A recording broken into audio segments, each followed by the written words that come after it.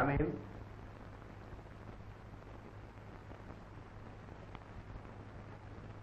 Good morning, my dear. Good morning, Professor. I brought toast for you. Thank you. In reply to yours... But, Professor, you must tell me who to send it to. What is the name and address? Ah, yes, of course. This letter is to Mrs. Smith, 35 Arundel Gardens, Bayswater. My brother-in-law is always interfering in other people's business. Always wants to arrest somebody. As a civilian, has he the power of arrest? Well, of course, in some circumstances, yes. In fact, he can be prosecuted if he doesn't. For instance, when a constable asks him to come to his assistance. If he has reason to suspect felony or treason, he has the power to arrest him and take him to the police station. For instance, let me quote you the case of one George Peabody. Going home the other day, George happened to see a man climbing out of the back window of a house carrying a suitcase.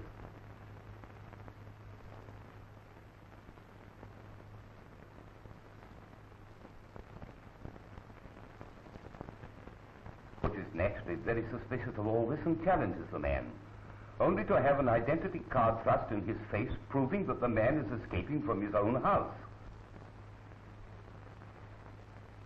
Anyway, George apologizes and makes off rapidly, leaving the man muttering horrible things about people who don't mind their own business. But in the case of a street brawl, which is one of the things known as a breach of the peace, both George, and you for that matter, have every right to interfere. In fact, it is your duty to do so. And a citizen who watches a street fight without attempting to stop it, or who encourages a brawl, is actually on the wrong side of the law. So George must go up to the fighters and try to separate them, at the same time telling them that they are under arrest, though I'm not saying that either he or anyone else will meet with the success they deserve. Have I made myself clear? Oh, quite. What's next? Oh. This gentleman says, the term City of London is much used. Where does the city begin and end? In reply to yours, the official entrances to the City of London are Aldgate, Aldersgate, Cripplegate, Newgate, and Temple Bar. Temple Bar is perhaps the best known of them all, for it is here that the Lord Mayor of London always receives official visitors to the city, and the site of the old bar is marked by a fine memorial.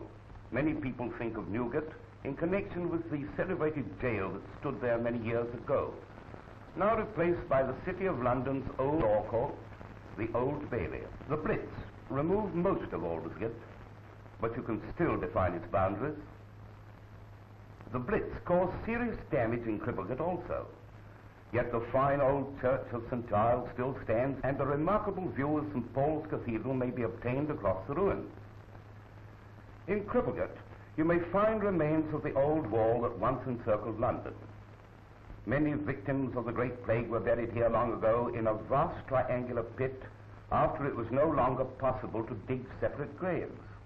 Bishopsgate, near Liverpool Street Station, is not an official entrance to the city, by the way, although it is now a very busy thoroughfare for London traffic. Finally, there is Aldgate, main link with Dockland, and you can find there the site of a pump where many Londoners used to draw their water. But what about Holborn Bar? There is still an obelisk marking the entrance. Holborn Bar is not an official entry, but merely a boundary and is quite modern. The real entry is at Newgate. I've got that. What's next? In a newspaper recently, I saw a goat leading a regiment. Can you give me any information about this?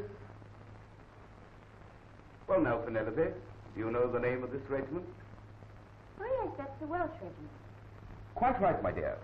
And you can tell our questioner that if he really wants to get the Welsh regiment's goat, literally speaking, he must go to the children's corner of the London Zoo, where he will find a number of them already tame and making friends with the kiddies. There is quite a widely sorted variety of goats in this part of the zoo. But the particular breed favored by the Welsh regiment is the common white European species. By the time one of these is ready to be introduced to the regiment, the zoo has already trained him, and he is anxious to be friendly.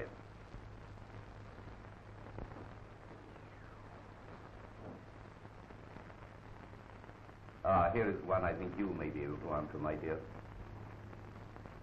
In the newsreel the other day, I noticed that the wheels of vehicles sometimes appear to roll backwards and sometimes stand still, although the vehicle was moving. Can you tell me the reason for this? Oh, yes, I think I can tell you that. Here are some shots of wheels revolving. This one first rolls forward, then stops, and finally seems to roll backwards. These wheels too do not. But the wheel of the cart is quite normal. Here is a movie camera, and this is what is called the shutter. It consists of a metal disc with a segment cut out. When the camera starts, it revolves, and every time the cut-out portion is opposite the film here, a picture is taken. This operation is repeated 24 times every second. Now, if the spokes of the wheel synchronize with the shutter, the wheel will apparently stand still. If they go for the wheel will appear normal, but if stirred, the wheel seems to go backwards. That's quite right, my dear. And how long have you known this? Well, I saw a postcard this morning and looked it up. I know you did. I saw you. I've had an old bar pipe for years. I often wonder how they are made. Can you please tell me? Most of the best pipes are made from selected briar wood. A piece of this is taken and placed upon a lathe. As it revolves on this, the hole that forms the bowl of the pipe is carved out with a special tool. It is a job that needs considerable skill and care and is not as easy as it looks. The stem of the pipe is turned and bored in a similar fashion, a sharp tool piercing a hole through the stem that eventually joins up with the bottom of the bowl.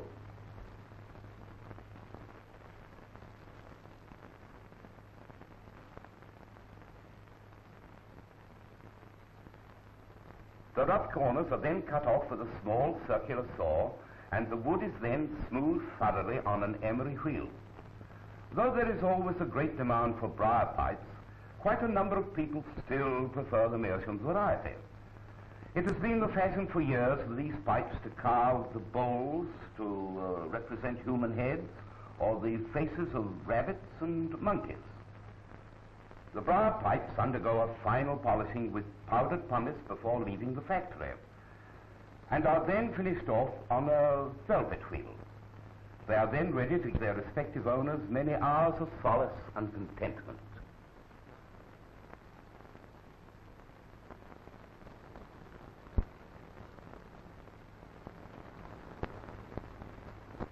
Here is a very topical question which I think answers.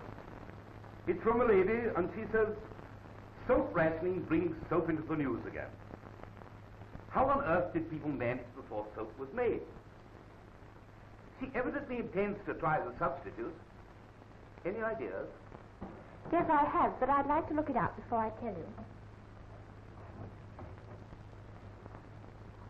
Here we are. Soap. Soap.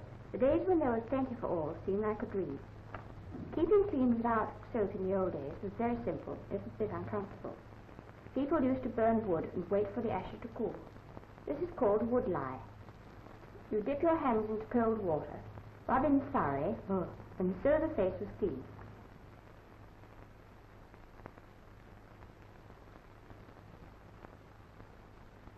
It seems strange that you can clean your face by dirtying it. Anyway, it's a good thing for the children to remember next time Mother goes off the deep end about playing on the ash heap. In this Cornish village of St. Hugh, soap was first made in England by Andrew Pearce, although it originally came from Germany. Now, I wonder if you young ladies will try that in future instead of this dreadful makeup and powder. Now, Professor, don't be so old-fashioned. You know we look much better with makeup than without it.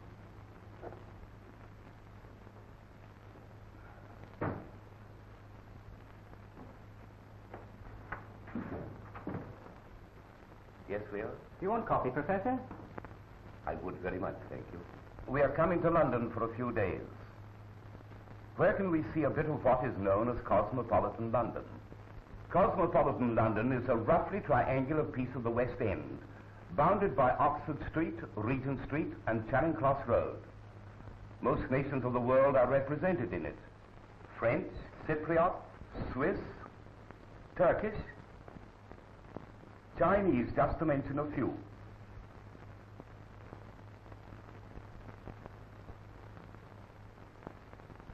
Incidentally, the Chinese restaurants are particularly in evidence in Soho, and you may eat your food here with chopsticks in the real Oriental fashion if you want to, though I strongly advise you to get a little practice in with a pair of old knitting needles, unless you're used to them. During the war, Soho was the favorite meeting place of the Allied forces. Here you would find French, Dutch, Lascars, Canadians, British, and Americans all in search of food and entertainment in cosmopolitan London. Here's a curious question, Professor. My son writes from Burma that the Burmese boys have their own kind of football. They call it chin long. Have you ever heard of it? Bless my soul, yes. I have seen it played by the Burmese boys in Rangoon and in Mandalay. The ball is of wickerwork and weighs only a few ounces. The players discard their skirts so as to leave their limbs free. Then they form a circle. As you can see, the game is to keep the ball off the ground as long as possible. They pass it to one another, not footwork necessarily, but from the head, elbow, knee, or any joint that they fancy. In match play, teams, such as you see here, win or lose according to the length of time that they can keep the ball off the ground. Points are also given for fancy work by individuals. Some teams keep the ball going for an hour or more. This is more like juggling than football, as the Wolves and Arsenal know it. Your boy has seen one of the oldest, most interesting, and most difficult games to be played.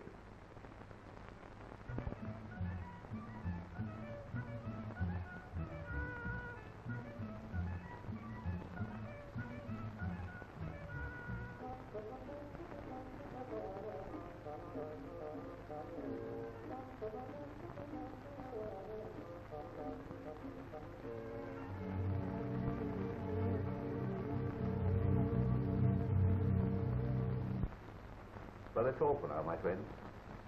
If you have any questions, write to me, Professor, Monomark, London. Like